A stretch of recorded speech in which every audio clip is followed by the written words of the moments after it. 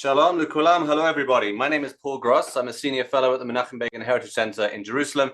It's my great pleasure to welcome you to the latest in our series that we're doing in collaboration with the Jerusalem Institute for Strategy and Security.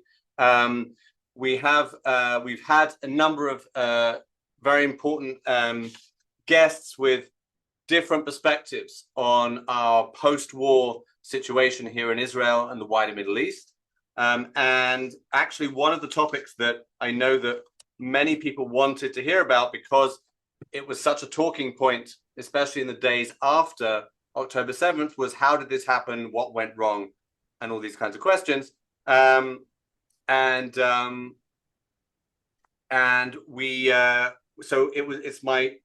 really a great pleasure to have with us the perfect person to talk about specifically the lessons for the IDF from October 7th, Professor Gabi Siboni, who was previously director of the Military and Strategic Affairs Program and the Cyber Research Program at the Institute for National Security Studies from 2006 to 2020, where he also founded many academic journals. He currently serves as a senior consultant to the IDF and other Israeli security organizations and the security industry. He was, during his reserve service, he was Chief of Staff of the Golani Brigade, Chief of Staff of the Division, and a member of the planning team in Northern Command. Professor Gabi Siboni, it's a great pleasure to have you with us. Thank you. Thank you, Paul. I should also mention that you have a book coming out. Has it already been published? Yeah, it has been published a couple right, so recently published book. A week ago, yeah. Fantastic. So do you have it with you? Sure, I have it. Let's have a quick look. I have the... Well, let's see. I don't know if anyone sees that. Okay, so yeah, we can see. So mi kanan, mi ashikun latikun. So for our non-Hebrew speakers, from Canaan, which of course many of us will think of as the ancient biblical name for the land of Israel, but also more specifically refers to the neighborhood you grew up in Sfat, right? Yeah. And mi ashikun latikun. So shikun is difficult to translate, but I guess public housing. Public housing, right? The sort of social housing projects that Israel created mainly for Olim, from immigrants from during North the Africa. 50s, yes. During the 50s, yes. Right. And your family was from Morocco, I believe. Yeah, absolutely. So the English title will have to be different because it rhymes so beautifully in Hebrew. We're not going to be able to do that with the English. We will have to be creative a little bit for the English. Indeed. But we'll look forward to that coming out in English so that my audience can appreciate that, because we're going to be talking about an aspect of that, but the book, as I understand it, is your take on what happened and what changed, what went wrong and what improved over that time, right? Yeah. It's what has happened to us as a nation and our society, but mainly in the military and security aspects and other issues that I deal with in the book, and that's it. I think some of it will be dealt in this upcoming lecture. Fantastic. Okay, so let's get to it. I'll ask you a few questions, and then we'll turn to some questions from the audience. So to those of you attending here, you can write your questions in the Q&A at the bottom of your screen, and we'll get to those before the end of the hour. So Professor Siboni, the title of this is Lessons for the IDF from October 7th. So maybe you could outline for us what you saw, what in your opinion, with your experience and all the observations you've made over the past 2 years or more, what happened October 7th, what went wrong, and what's improved, because I think in your assessment things have got better. Well, I'll just for the audience to know my perspective. You mentioned that I was serving on reserve. I also worked for the IDF for a long time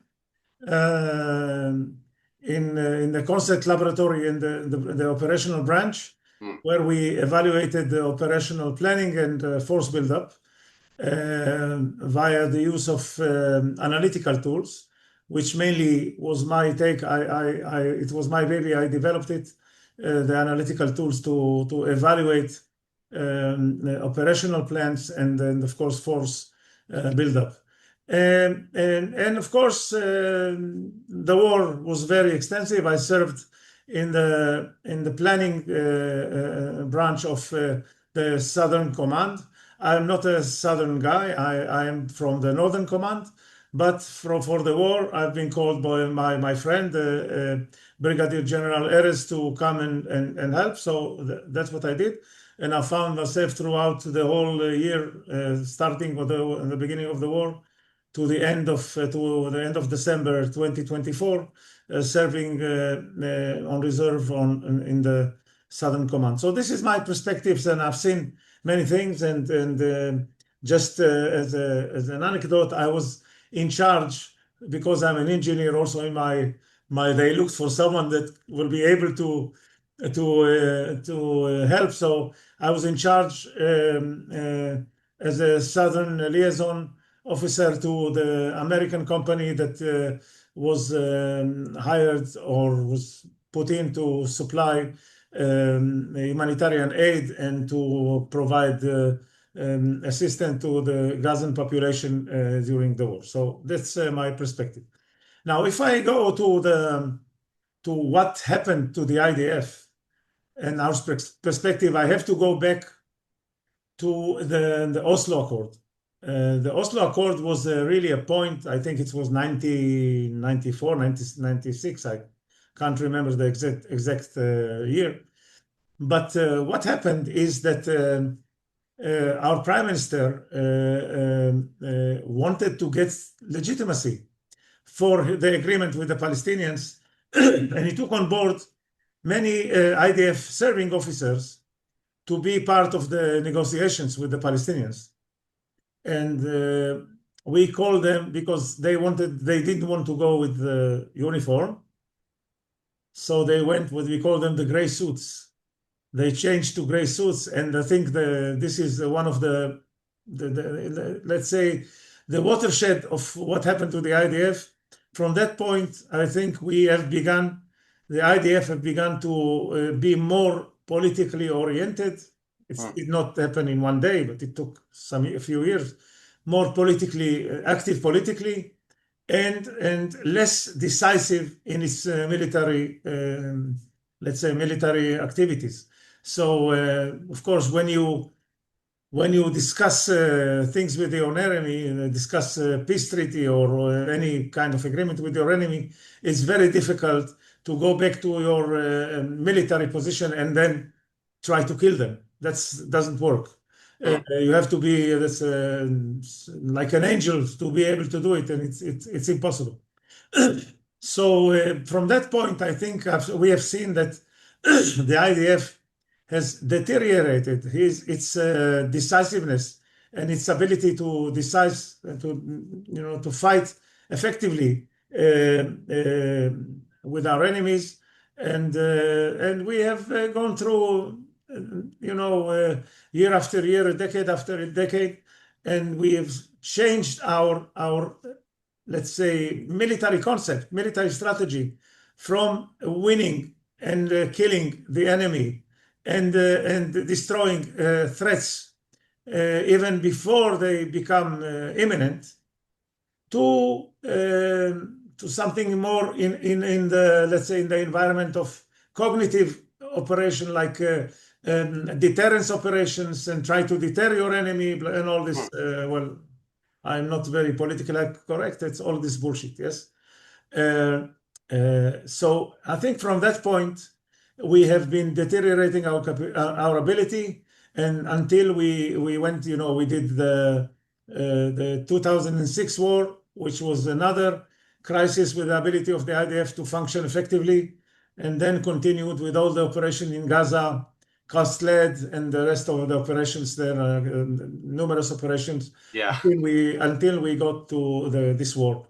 And all those operations, always the IDF was discussing. We say, okay, we need to deter our enemy. We'll do nothing was ever in the position of say, let's kill the enemy and let's win this war and let's finish the threat from Gaza, for example, or from Lebanon. So this was a very, I think it's a crisis with the IDF and also with the soldiers. So you have to understand that we reached the war in October 2023 in a position that our ground forces were practically neglected for decades. And yes, they were neglected both in the human quality. You have to understand something, and I will elaborate in a moment about it. Human quality, and also with the equipment they were provided, and weapons and platforms, and armed carriers and lethal let's say weaponry. So it was the IDF have shifted slowly its focus to precision air fires, to intelligence, because if you have a lot of precision air fires, you need a lot of precision intelligence to use air fires, and to more technological, let's say, cyber operations, and a lot of technological, let's say, developments. Yeah. So until we ended to a position where if you had an operational problem in the IDF during the last few decades, you would immediately go to find a technological solution for that. And we neglected our intellectual brain, and we just stopped thinking as a, let's say, as a soldier that tries to find solutions with a way to deceive the enemy, a way to maneuver the enemy to a position where you can win and have a decisive operation against them. And we always went to technology. So what we saw, for example, during the 7th of October, that we had a huge technological so-called defensive operators in Gaza, where we built underground and above the ground barriers, underground barriers against the ability to dig tunnels, and above ground some kind of physical barrier, which we saw, which was completely destroyed in a couple of hours by Hamas. But we thought it will hold. And all the defense, let's say our defense concept in Gaza, and not only in Gaza, but also in the north, was completely, let's say, out of line and contradictory to any military viable doctrine. So we just neglected a lot. For example, all the military posts in Gaza, surrounding Gaza, were not planned as military posts. They were planned as camps, just to hold soldiers. Nobody was considering that those camps will need to conduct combat, and they should have some posts of posts for machine guns and a variety of posts for severe defense combat. More than that, the camp for the division in charge of Gaza and the two brigades in charge of Gaza were put in the same camp, which is contradictory to any logical military logical theory. And as a result, when Hamas invaded the envelope of Gaza, when he managed to get into this camp, all the command and control ability was destroyed. There was no ability because you did not have any redundancy. And whereas redundancy is one of the main concepts of military defense or any military action, you need redundancy. So we saw that our military thinking was just neglected in a very harsh way. Our ground forces were neglected as well. And also, as a result, the reserve forces were neglected. So I, together with a friend of mine, Brigadier General Yuval Bazak, I've written an article about a year and a half before the war, dealing with our reserve soldiers, the reserve system, where you can understand by the title, it says before it is too late. It means we are killing them. Practically, we're killing the reservists and when it's too late, well, we'll need them. They will not be there, because should know reservists. If you don't use them, if you don't train them, they don't. They simply won't be there. And when the war broke on the 7th of October, we have seen our reservist soldiers.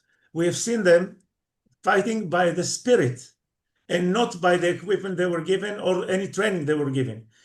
Only the spirit, their heroism, and what we have seen was amazing. The soldiers completely, and the ground soldiers mainly, were amazing. And you have seen that the ability to fight was mainly relied on their spirit.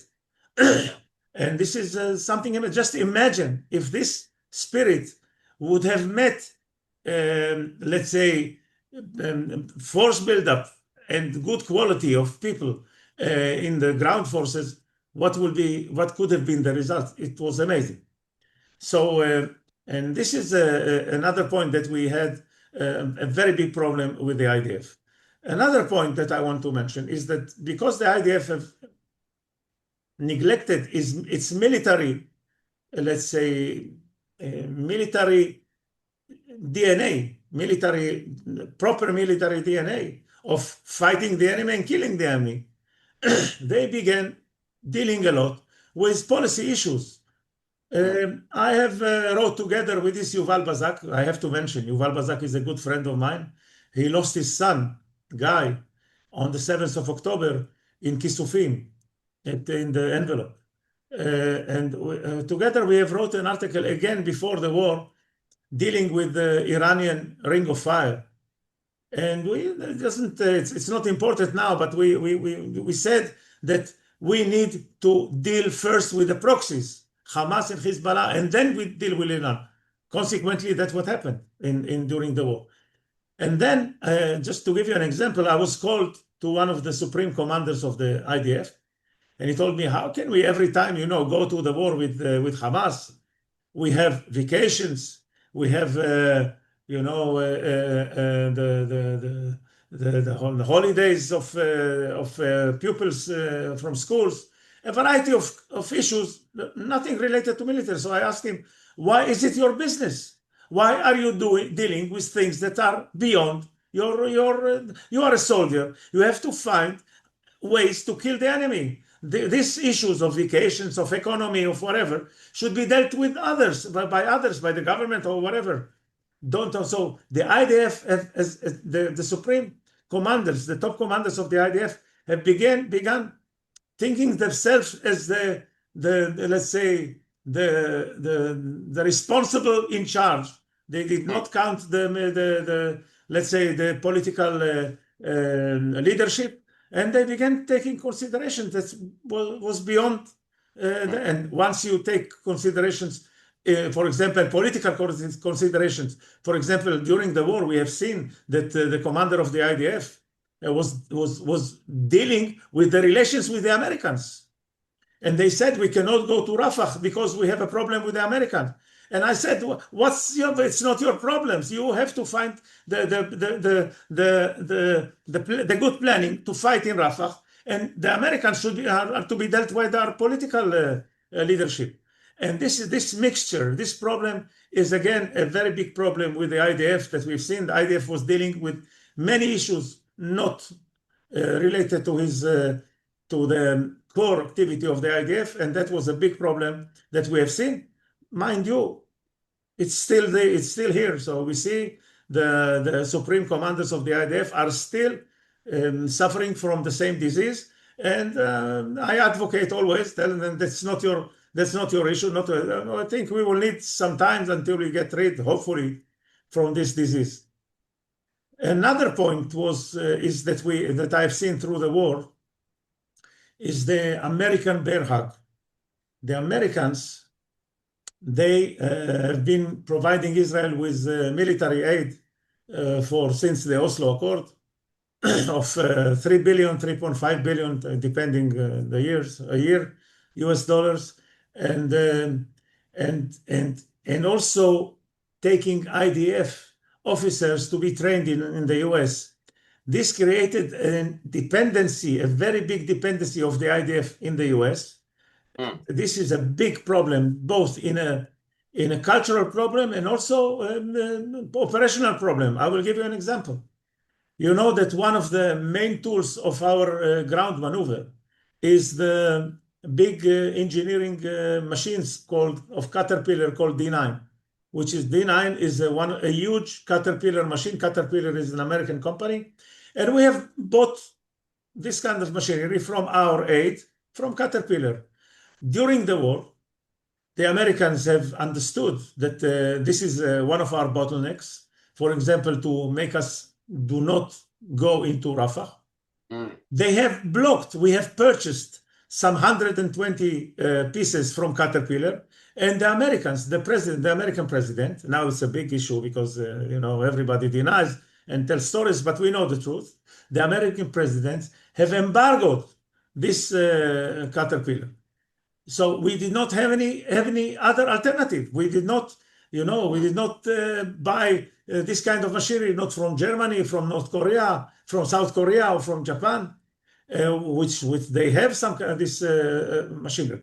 And the same applies with our ability to use precision bombs that were embargoed by the Americans. So this dependency is not only harmed us in let's say the cultural way, and that our senior officers felt that they owe their colleagues in the US explanation and coordination.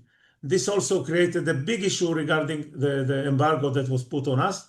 And if I'm saying something premature now, before I go to my recommendation, for example, I wrote about it, and I recommend that Israel ask the US to stop the US aid. We have a good economy. The $3 billion US we will manage without them, and we should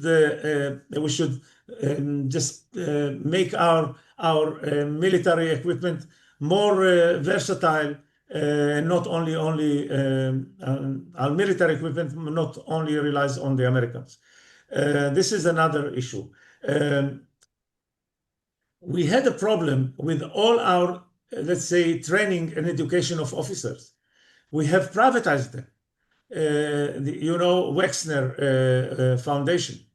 Wexner Foundation is, they will deny, but they are a very progressive, let's say, to say the least, foundation. They have been funding Israeli, let's say, administration, including Israeli officers, to go to Harvard for a couple of months of training and education.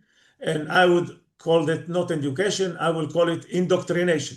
So that's what happened. And many of them came back completely advocating progressive ideas. So that's we stopped it as the war began. It has been stopped, but this was a phenomena that we have seen, and it was a very big problem because the IDF felt very convenient. They did not have to pay for this kind of education. It was like a good price to give to an officer. Say, okay, you go for 3 months to Harvard and to Boston or whatever, and it was nice. But the price of it was dramatically problematic. And another point, which we have, as I mentioned, relied a lot on technology, which is a completely, people think I'm an operational guy. I'm a fighter. Yes, in my blood, I'm a Golani brigade, but I also deal with cyber defense and cyber operation and cognitive operation and influence operation. And people think that we have reached to a point where we can fight without fighting, only using a keyboard, which is complete nonsense. But people at the IDF and also other, even abroad, they believe that we have reached to a point where wars can be won by technology operations, let's say cyber operation, which is not the case. And I keep reminding them that, what 19 guys did on 9/11 with backpacks, no cyber operation have done yet. And it's yet to come. So let's not hold our breath, and we should focus on the ground, the boots on the ground, the mud and explosives. Sometimes those explosives explode when you don't want them to explode, and they explode on you. But this is a ground maneuver. This is what we have, and this is one of our problems. Now, if you go for the lessons learned of the war, in my view, the first lesson, I wrote when we have changed the chief of the general command, the first Herzi Halevi was he resigned, and then Eyal Zamir was appointed.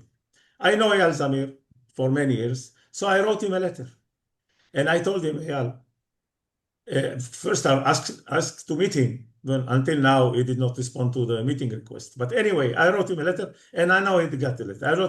I told him, look, your first priority before you build new divisions, before you buy new weaponry, before everything, is to get the IDF back to the core DNA that it has to have. First of all, deal only with military operations. You are a soldier. Don't deal with political operation. Deal only with your military job. That's it. You are paid. You are having uniform. You are paid to kill the enemy. That's what you should do. Always think how to kill the enemy, and don't constrain yourself. Let other constrain you.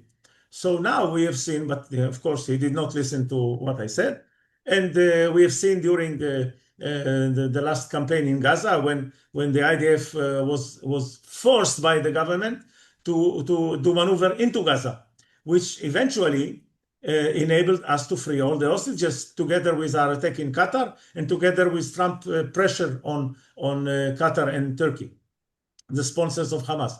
But then he completely, again, he came with ideas which are completely against the DNA of any military. So that's a lesson that has to be learned, and we have a problem. We yet to learn it. I think we need maybe few generations of commanders to assimilate this lesson. Now we have also a problem with as I mentioned, the quality of our ground forces. You see, eventually the combined battle, which is the combination between ground forces and air and intelligence activity, this is what wins the war. You cannot win the war only by aerial fires, and of course, intelligence will never win the war. You cannot win the war by defense. Nothing is won by defense. And to be able to do it, we need to focus on our ability to train our soldiers and to get the top commanders to the IDF. You should know that in Israel, for example, when you are a high school student and you are, let's say, a good guy, immediately you will be scouted by the intelligence, by the Air Force, by special units, and they convince you to go to them. And if you are a parent to let's say, a highly talented pupil at school, yes, the parents will say, why should you go to be on a tank or to be an infantry? Go to the technological unit. Then your future is guaranteed, because you are dealing with cyber, and when you retire, when you from the army, then your future is. And what can a tank, let's say, a tank commander or an operator of a machine gun in Golani Brigade can say when he comes to look for a job? What can he say? He can say, I was one in a platoon, infantry platoon.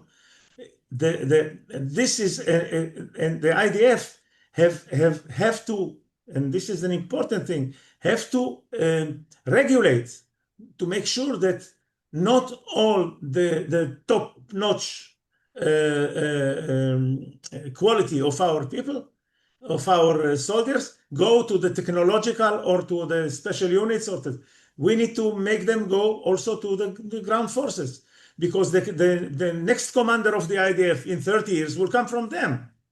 And I think we have begun a program where we are trying to scout this kind of high school students to take them on board to become commanders of the ground forces. This is a lesson learned, and I think it's a very good lesson learned. Now, when you look at the lessons of the IDF, you see that we have a very big problem with our ability to let's say, to post action, the tahkirim. I don't know the word in English, how to say this word, to let me see if I find the ability to people to understand here, to how we איך אומרים תחקיר באנגלית? It's a problem. Well, we don't have a word in English. Maybe. Yeah. Well, yeah. Okay. The debriefing. Thank you. Susie has helped us out in the chat. Yeah. We have a problem with the IDF where after the war, people have begun, because it was a dramatic, it's a traumatic event. And people have begun to, the commanders mainly, have begun to protect themselves, which is a human thing. They began to reinvent their history and trying to, and all the lessons learned that we could have had from the fighting is destroyed by the ability, by the fact that the IDF is very slow in its ability to debrief and to investigate what happened, to the post-action reports and investigations. And this is also a problem with the IDF that we need to deal with. All in all, I think that we have a lot to learn from the IDF. We have learned now, first of all, that our reservists, we need to take care of them. I'll just tell you that once I finished on December my service at the Southern Command, I was approached by our human resource branch of the IDF asking me whether I'd be willing to do reserve service to find ways how to improve let's say, the acknowledgement that we have to the reservists, and not only to the reservists, to their families. I'll give you an example. My son was a company commander during the war, and he had a newborn baby. Just simple things. His wife, the mother of the baby, sometimes she had garbage and she could not find a way how to clear the garbage from home because she was alone. Yeah. And many things like that. So I've tried to find some kind of an umbrella that could help both the soldiers and also the families, because you should know, first of all, that if the soldier is not relaxed of what's going on what's going on at home, he's torn. He doesn't know what to do. So it's very difficult. And I think I hope we've created a good envelope, because we did not deal with those issues in the past. And nowadays, people have done throughout this couple of years 500 days of reserve, 450 days of reserve. I have done some almost 400 days. It's a lot of days that you are out of your cycle, out of your business cycle, out of your ability to provide. And being on reserve is not such a great income. So it's an issue. It's a big issue. So I think I'll wrap it here, and I will be open to answer any questions. Okay. So thank you very much for that. There's a lot of questions that have come in. I'm just going to ask a couple of questions myself, and then get to the questions that have been posed by our audience. I wanted to just say, one of the things that we, and I speak now as someone born outside of Israel who made Aliyah at a later age, so I didn't serve in the army. But one of the things that we're made very aware of when we make Aliyah is that the IDF is not just an army, that it has this role in Israeli society which goes beyond what we think of as the role of a military in the countries that we come from, in England or America or wherever. And, going back to the very beginning of the state, with the IDF being the melting pot where the, you know, if you want to go back to Ben Gurion, the sort of where the new Jew would be formed, whatever. But that sort of idea that the IDF is this place where the Israeli the Israeli person is formed, where they meet with other people. And even today, I hear from many people that, you know, they go in the army and it's the place where they meet people from all different parts of Israeli society. You know, you might grow up in your own sector, whether it's Dati Lomi or Chiloni or Mizrahi or whatever, and then you go to the IDF and you become part of Israel Begadol, the Israeli society. So I guess my question is, do you think that aside from everything that you said about what happened from Oslo onwards, is there not something inherent in the IDF that makes it more than just a military, and therefore there's always going to be this tendency for the IDF, for senior officers or whatever, to think of the IDF as something that has a role that goes beyond just defeating the enemy? It's not. Absolutely. I'm not saying whether it's right or wrong. I'm just wondering, what's your response? No. It is what it is. It's the IDF is part of our society. This is it, and I think it has throughout the history a lot of roles to take in our society building. But in the end, you know, it's important. But in the end, we should not be confused. This is not a social organization. This is a killing organization. We need to find the enemy and kill it. That's it. So once you get confused, that's the problem. So I think you're right. There are many roles, and this is the IDF is, you know, it's a completely informal organization where everybody speaks, you know, it's everything. But in the end, we should never forget. And that's what we have been confused. Our commanders have been confused sometimes. We should never forget. Our job is to kill the enemy, period. This is it. And that's what we should focus.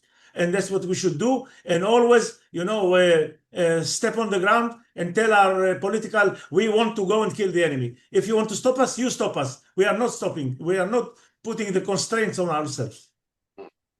Okay, I also wanted to just pick up on a couple of the things that you said, just to get a little more detail. When you mentioned that the reservist, you said that you wrote about your reservists under your command, and I think you used the phrase that we were. No, I did not write about. I was sorry, not. I wrote an article about a year before the war, together with Yuval Bazak, you know, shouting that we are going to lose our before it's too late. We are going to lose our reservists. Right. Sorry. Yeah. Sorry. So my question is, when you said that I think you said we're killing the reservists. We're not. What are we doing wrong? I'll tell you. We do not train them. Right. The commanders of the IDF stop believing on the reservists. Stop believing that the reservists, you know the problem with the reservists. You send them to operation, then they come back home and they talk. They are not silent. They know it's not the regular soldiers. When they talk, sometimes the commanders don't like what they say. The reservists say, okay. So this is our situation, and because of that and other reasons, they decided we should not use the reservists. We should mainly use our regular forces. And I've heard he's not in the military anymore, a very high commander in the IDF that told me, not anyone else, we do not need the reservists. They should only do what we call regular security, which go to Judea and Samaria and on the borders. We don't need them. And this guy was completely lost because he said we do not even need our compulsory service. We have grown some mutations in the IDF, be it generals. Sometimes they are generals, but complete mutation with no understanding in our security. So with this atmosphere, we have killed our reservists. And now we are building that back again, because now you see that the units are very coherent and very strong. But before the war, it was terrible. So maybe just before we get to questions from the audience, maybe I could ask you a very concrete question as to when you say that now we're building things up, what's changed? Because clearly some things haven't changed, because you said that we're still, in your view, there's still too much political activity by by IDF commanders. But what has changed for the better in your view? I'll tell you that first of all, look, I'm a ground soldier. Okay, I do not understand in aerial operations and not in naval operations. Okay, I'm a ground officer, a combined battle officer.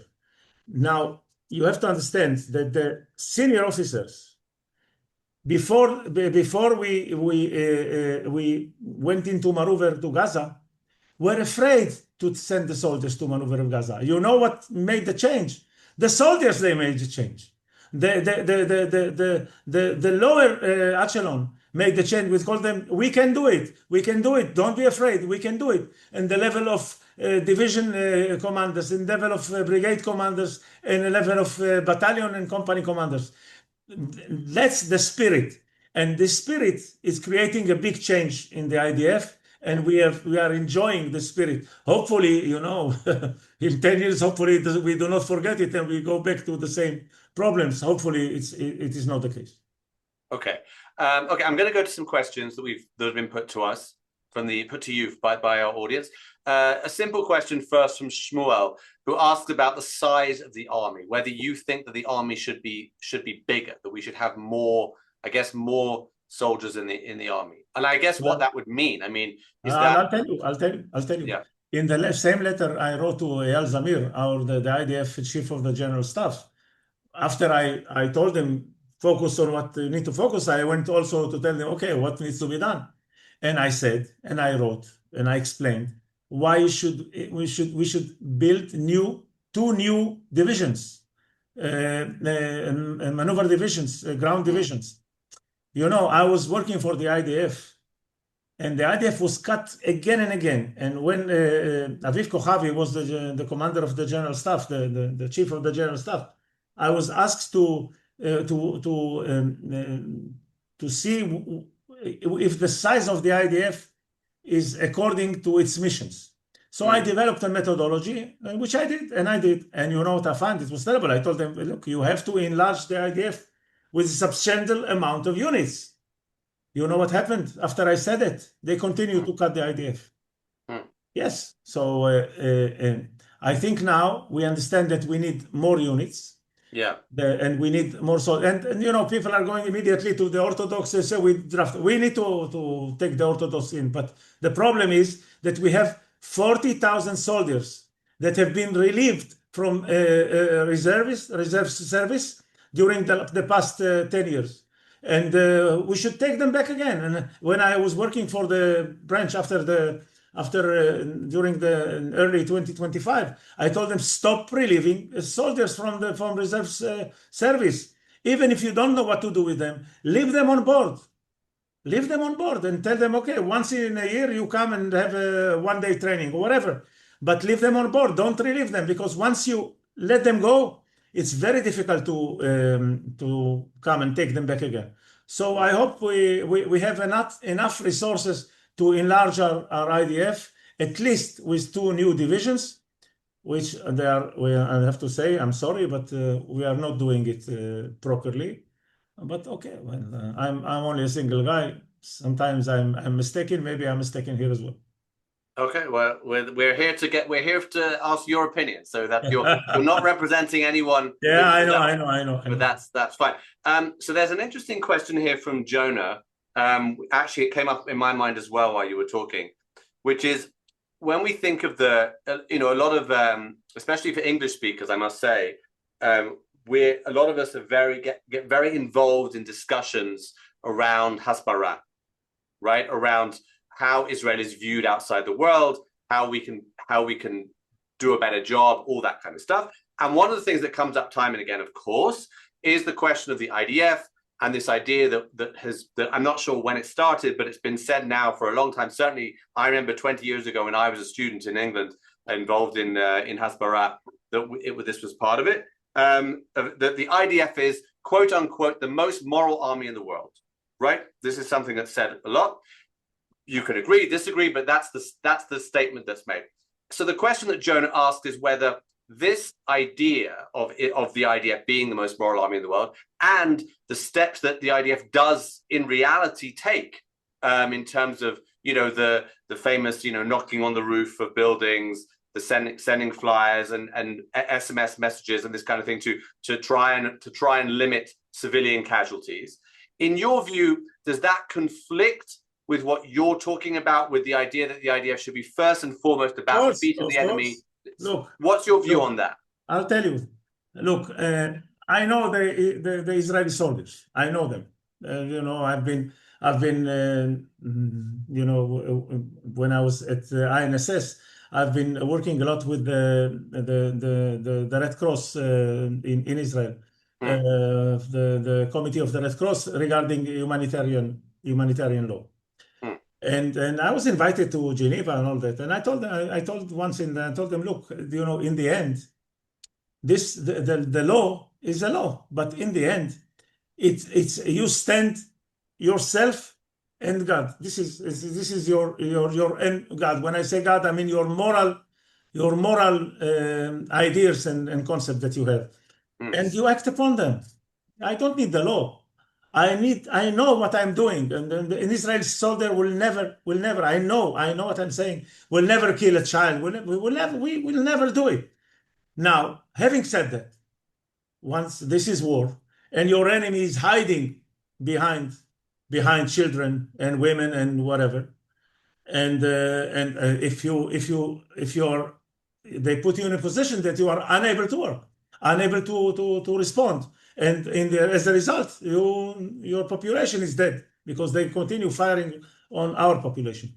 So in the end, the international law acknowledges that with the proportionality principle, acknowledges the fact that civilians may be hurt during the war. But they say, okay, make sure they are the harm to civilians is proportional to your military goal because you want to achieve something.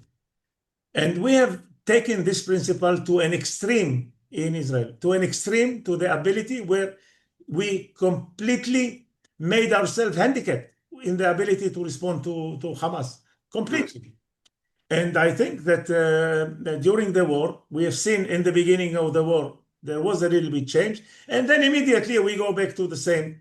We are developing operational concept, like knocking on the wall, like a variety of a variety of issues that we are doing, knocking on the roof, I mean, that in the end, prevent us from prolong the war and prevent us from winning.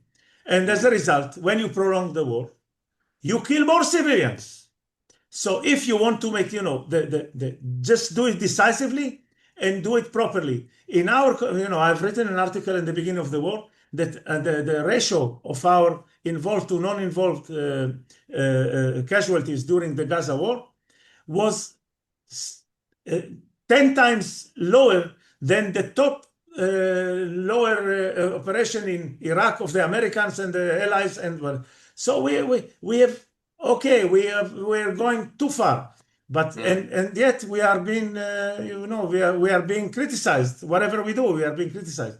So I said, okay, we should just make the war shorter, because the war we did not finish. I don't know. You said in the beginning that the war did not finish. We have to finish the job in Gaza and maybe in Iran. We have to finish. But you have to understand, once the war is prolonged, you have more civilian and non-involved casualties. You make the war shorter, you have less, and you win the war. That's we need to get to this position, and we have taken our legal advisors, whatever they are, and just brainwashed and completely out of line. And we need to go back to the basics and do what is needed to be done.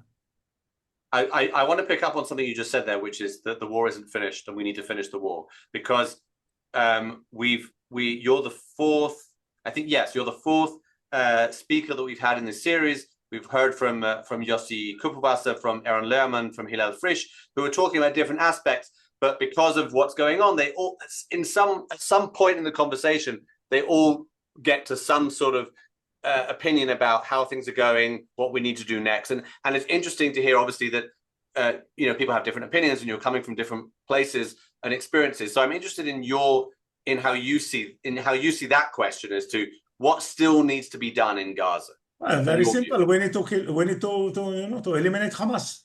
Hamas is like the Nazis. You have to understand. We have now returned all of our hostages until the very last one of them. And now we are able to just imagine that during the Second World War II, the Nazis will stay and we will try to negotiate with them. We have won the war, so we need to kill them. That's very simple. We need to finish the job, and Hamas is like the Nazis. We need to chase the Hamas for what they did on the 7th of October. We need to chase them to the end of time. The same way that we are now still looking for a Nazi that is maybe 110 years old, I don't know. We are still looking for them. We will look for Hamas until the end of time. This is my moral belief, and that's what I'll advocate to the end of my days. That's what we need to do. Okay, and that gets to a question, because of course that might lead us into some sort of confrontation with the Americans, perhaps. Albeit we have been there before. That's true, but this administration is different in a couple of ways. One is that it's been, in so many ways, it's been so friendly to us since Trump came into office, that it might be that some might say that we don't want to disturb, we don't want to upset that relationship too much. Let me tell you something. Sure. Look. Trump has said it already that we need to eliminate Hamas. So in his view, Hamas should be out either by willingly or by force. Okay. And those Kushner and Witkoff, they see everything through a businessman eye, through money. And they believe that money will solve the problem. And I have something to tell them and to let them understand. Money will never solve in Gaza, there is a barbarian mob that can live on olives and dry bread for the next 100 years. And they will continue to want to kill us. That's it. This is a religion belief, and that's what they want to do. So you think you will convince them, you give them money, you give them... I don't think so, and we have a problem with the barbarian mob in Gaza. It's not only Hamas, because Hamas is a symptom of this. If Hamas is gone, this barbarian mob will invent a new Hamas in 10 years. So the only solution, I have to say, the only solution to the Gaza problem is to encourage the population to migrate to various states around the world. The barbarian mob in Gaza, I think, is doomed. I don't see any way that they can be rehabilitated or whatever in the foreseen future. Maybe in 1,000 years, maybe, but we don't have 1,000 years. Okay, so you're not you don't sign up to the idea of de-radicalization. No. Okay, all right. So a few more questions. We mentioned in passing the issue of recruitment of the Haredim, of the ultra-Orthodox. The question from Isabel is, if they're recruited against their will, which seems to be the case, would they be reliable soldiers? First of all, I don't think they would be recruited against their will. They would recruit it within their will. And what do you mean will? When I was 18, did I go to the IDF within my will? I had other things to do. It was always like against my will, yes. But this is, this is the environment. I think the Haredim, once they have, let's say, their leadership, their religion leadership accepts the idea of them going to the IDF, I think they will do it, and it will take time, gradually, and in the end, we'll have a very reliable group of soldiers with the Haredim. Okay. So let's. From your mouth to God's ears, as they say, or from your mouth to the rabbi's ears. If you look behind, you should know that I have a great connection. I noticed before. I noticed the pictures on the wall. Okay. A couple more questions. Let me just find one. Yeah. So there's a question here about whether you think that military censorship needs to be renewed or strengthened? That because that we're giving away too much information. I'll tell you, our censorship is terrible. We have reporters that are using, they are, instead of publishing in Israel, they publish in the New York Times or publish in other outlets abroad, and they say, okay, no. I think that it should be reinforced. We have a problem with that. It's become also political, because you will see that some news outlets are given permission to publish something that were forbidden for others to publish. We need to have a big reform in our censorship, but it's a very important tool that needs to be reinforced, and it's important. Okay, I have one last question, which is these decisions. You started with a very strong critique of the politicization of the army and their involvement in politics. Do you think the change that needs to happen, is it something that needs to be imposed by the political leadership? Does it need to be imposed by the government, or is this something that should happen within the IDF itself? We have a problem with our, let's say, political situation with the IDF. The military commander of the IDF is the chief of staff. Yeah. And the political have practically no power over him. We've seen that in the needed plan to go to Gaza, where he opposed, and the government, the cabinet, forced him to do something that he did not want to do. And as a result, you would see he began to brief journalists and to use political tools to change which is terrible. When you think of it, it's terrible in Israel. Look at the US, you have a chief commander, and that's it. Now, I have wrote a few times, and I recommend that we nominate the Prime Minister of Israel as the chief commander of all the armed forces, that he'll have full control over them. Not directly as the American model, but let's say he can fire officers. Not only the chief of the general staff can fire officers, he can impose direct orders. And I think that we have to find the right balance. But in our situation, it's very, very problematic. And I think the changes that needs to be done, I don't see the IDF pulling itself by its hair, not my hair, I don't have too much, but by its hair. It's impossible. Only external energy should be put on him, and the external energy can only come from the political leadership. So can you educate us a little, because I think that most people on this Zoom, certainly including myself, don't know enough about how the current situation as to the power of the Prime Minister. The Prime Minister, the Defense Minister appoints the Chief of Staff. Is that right? The Defense Minister recommends to the government, right, the Chief of Staff, and the Prime Minister has no authority whatsoever.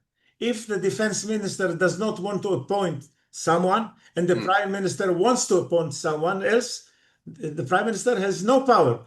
Only the Defense Minister can bring in a name. And it happened with Aviv Kochavi, where Bibi Netanyahu did not want Aviv Kochavi. He wanted, mind you, he wanted Eyal Zamir at that time. Yes. and Lieberman have just declared, while Netanyahu was on a flight to one of the countries outside of Israel, just declared that his recommendation is Aviv Kochavi, despite the objection of the Prime Minister. This is a very awkward situation, and we have to fix it. Interesting. Okay, I wasn't aware of that. Okay, that's very useful. Okay, I think just seeing if we have anything more that needs to be addressed. Yeah, I think that's it from the questions. Gabi Siboni, I want to thank you very much. I hope that your book will be out in English soon for people to read. I should say, they should not hold their breath. I'm just starting the process now, and okay, it can take a while. in which case it can take a year or so. Yeah. Right, indeed. But I should say that the website of JISS has a very good English section, and everything. There's a lot of things written, including by yourself, that can be read there by English speakers. So I want to thank you very much. I also do want to say, especially as I think most people on this call are either like myself, Olim, who made Aliyah at a later age and didn't serve, or people outside Israel who, of course, didn't serve in the IDF. So I do want to say that as someone that didn't serve, despite the criticism that you're making of the general situation, we should, of course, as you did, pay tribute to the heroism of our soldiers and everything that they've done these past 2 years and before. We should never forget. Indeed. Just a minute, I'll tell you something for the all audience. We should, as we speak now, in the cold, in the rain, there are soldiers that are lying outside in ambushes, and this gives our security in Gaza, in Mount Hermon, in Syria, all around Israel, and these soldiers, they carry our security on their hands. That's we should never forget, and we should praise them for that. Amen. Amen. It's important that you said that. Thank you very much. I want to thank you, Gabi Siboni, again for joining us. It was very interesting, thought-provoking. I'm sure many people, I'm looking at the chat, many people agreed with things you said. Other people disagreed. That's fine. That's how it should be. But I want to thank you for making us think. May I use this platform for another thing, please? Bavakasha.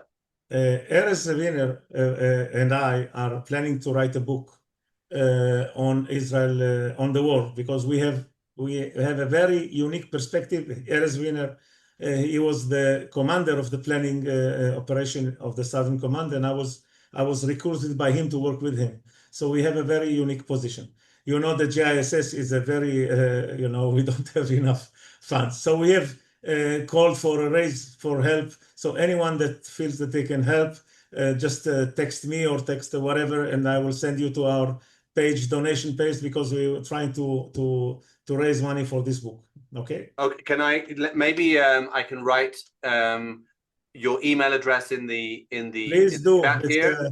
You have my email address. I do have your email address. I'm just going to put it in the chat. Let me just copy it from here.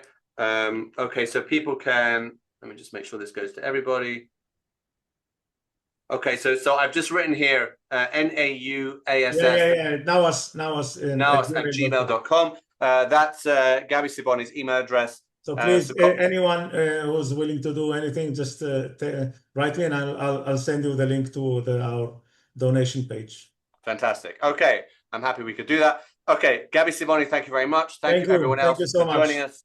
Our next webinar in this series is with Alex Greenberg about Iran. That's getting increasingly interesting. Who knows where we'll be once we have that. That's a moving story. But thank you everyone for joining us, and we'll see you all soon.